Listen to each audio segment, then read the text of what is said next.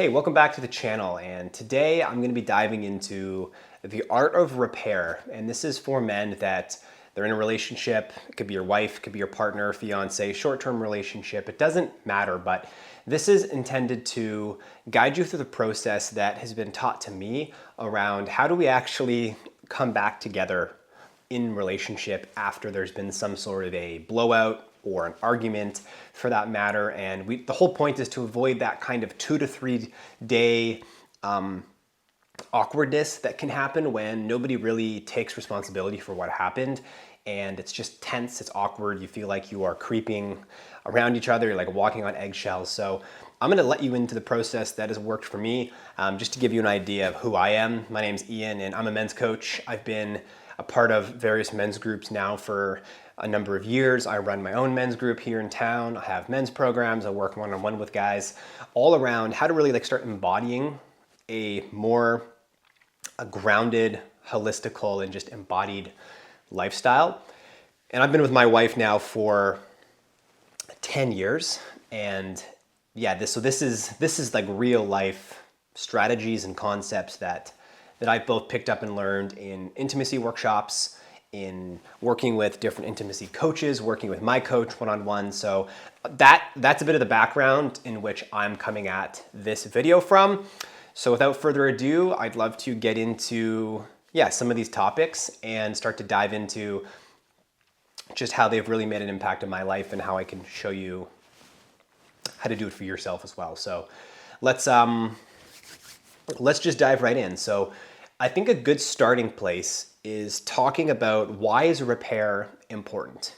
And a lot of the work that I do comes around the idea that we as men are trying to become more trustable, we're trying to become better men. And a huge part of men's work is all centered around ruthless self-reflection and radical responsibility and taking ownership over our life. We're taking ownership over our relationship dynamic and being the type of warrior that will lead a repair process, that will be the person to step in front of their partner and say, hey, look, this is on me. And I'm sorry for what I did, and here's the impact that it had on you. And that's a very stripped down version of what repair looks like, but I'll dive deeper into more of an imago dialogue and what that looks like and how that served me. But repair is really important because it creates trust in the relationship. It creates a higher degree of safety for a feminine being or for a woman. She wants to feel safe in a relationship. A lot of relationships is around trust and safety and all of those things. So for men to be able to come forward with a plan of like, hey, here's where I messed up. Here's where I take responsibility. Here's how that impacted you, can go massive. It's just undescribable how the level of impact it can have on trust with her. And this is something that I've experienced experienced in my life personally, and I want to share it. So what I'd love to do is let's paint a kind of a simple story that a lot of times what happens in relationships. And so let's just say, we'll use my life as an example. Let's just say that my wife brings me something that is sensitive information. Maybe she's upset. Maybe there's something that's going on. I get defensive. Let's say I get emotional and I just blame her. I get up out of the room and I leave. Okay, so I've reacted to her emotions. My nervous system got triggered. I got triggered, and then I physically left the environment. Okay, so that I literally leave and she's just left there standing. Okay, so then let's say an hour from now, I'm starting to feel a little bit of guilt, starting to feel a bit of shame. This is where guys, myself included, will tend to avoid, right? We might go eat some food, drink some alcohol, smoke some weed, whatever the vice is that, every guy is different. I don't drink, I don't do drugs, so I tend to overeat or scroll on social media. But in a sense, there's a trigger, there's an avoidance, there's a numbing mechanism, and then that can tend to go on for 2 to 3 days. So what I'm going to talk about in this video is starting to get into some imago dialogue. And there is like, I'm not going to go deep into like, there's entire books written about this. There's entire therapy based off of this, but I'm going to give you the most direct, stripped down version of what's worked for me to be able to come back into relationship and come back into partnership from a place of trust and safety. Okay. So let's just say that whole scenario was played out. I now am sitting there and I'm like, okay, my pattern is to avoid this for the next, couple of days. How can I bring this to her? So the first step, if you're a guy and you're looking to do this, is you need to come at this with a regulated nervous system. So whether that means continuing to breathe deeper into your low belly, maybe it means you need to go for a run, you need to meditate, you need to, like whatever it is you need to do, you need to calm the nervous system down. Okay, you can't bring this to her from a frantic place. Okay, she's gonna hate that. Trust me, like she'll reject it. Or try it. You'll see what I mean by that. But the goal here is to, step one, regulate your nervous system. Okay. Step two is start thinking like, where is she right? Like, where did I step out of line? Okay, she said that thing and like I got reactive. Okay, that was the first thing I did. I started blaming her, like that's on me. Like this whole thing was, right, I started blaming her. I didn't validate her feelings and then I left. Okay, so what I would do is I'd come to her and say, hey, look, like, do you have the capacity? This is very important. You want to check in with her. Does she have the capacity for some repair? She might not. She might say, come back in an hour. That's when you'd respect that. But ultimately, do you have the capacity for me to bring up from the conversation we had earlier? If she says yes, you say, okay, great. I just want you to know, first and foremost, that I'm really sorry for how I reacted. I got triggered by what you said.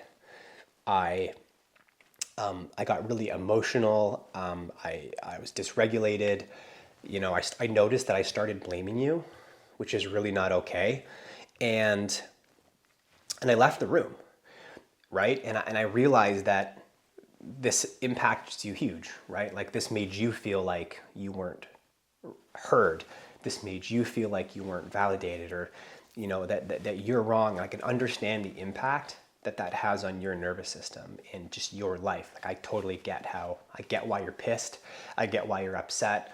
And I just want you to know that that's on me and that's my shit to deal with. Okay. And what I'm committed to moving forward is I'm going to work on when you bring me things, like I'm going to practice breathing deeper into my body. Okay, and if I'm gonna bring my shit to my men's group or my coach or whatever, I'm gonna work on that on my own. But I just want you to know that like I am deeply sorry, and that I'm gonna do as much as I can to do better the next time. Okay, so that right away. Okay, so I mentioned Imago. You can check that out. They've got full criteria of what you can do. But what I did was I just owned it. I said, all right, like here's where I'm wrong. Here's where I impacted your nervous system. And it's just like reflecting, like literally go back and like track what you did in that whole encounter, repeat that back to her, and then state the impact. This is how it impacted you. I see that you're pissed. Right? I see that you're stressed out about this whole scenario, and then I know that you want a guy that can hold this for you. You want a guy that can, and also here's what I'm doing about it, right? Otherwise, it's just, you can't just mess up and then get really good at saying sorry, but then not making any changes, right? That doesn't do anything either. Like you actually want to show her, and you actually want to start making those changes and taking those steps, whether it's working with a therapist, working with a men's coach, working with these are things that I deal with in my men's group all the time, right? Guys mess up, they realize they messed up, they say sorry, but then they don't actually change their behavior, and they just get in this like loop of conflict repair. Like what are you actually doing to avoid conflict in the first place, right? Not avoid it like avoiding conflict, but how are you leading the relationship in a way that would, there wouldn't need to be a big blowout all the time, right? I get it, we're human. We say shit that really pisses each other off, and you're gonna have fights, right? It's actually a good sign. It means there's some fucking fire and passion in the relationship, but for the most part, you don't want to be having this happen over like why you didn't pick the right parking spot at Costco, Okay, that's not where you want to be getting into big triggered emotional moments that you have to repair on, because I've been there, and it's really shitty to have to do repair for just like really dumb situations where you're not regulated and whatnot. So that's like the high level overview of a practice that I can give to you in the art of repair. So what I'll do is I'll go through it really high level once more. The first thing you want to do is you want to regulate your nervous system. Okay, do a quick inventory of like, what were all my behaviors, what did I do, right? Okay, I reacted, I left the room, great. And then, what's the impact of all of those things? Okay, and then what am I going to do about it? So it's like a 4-step process. Okay, regulate, reflect, own the impact, own what you're going to do about it. And this can take literally 45 seconds to a minute, and you bring it to her, and she will trust you more. She will trust your leadership. She will feel like you've got her. She will feel like you're working on your stuff. And ultimately, you will feel like you are leading the relationship from a much more grounded, masculine, like embodied state, which is ultimately like what women want. Okay, so if you like videos like this, if you're really trying to learn how to embody more masculinity and bring that into a relationship, then I encourage you to follow me and subscribe. And yeah, I look forward to seeing you in the next video.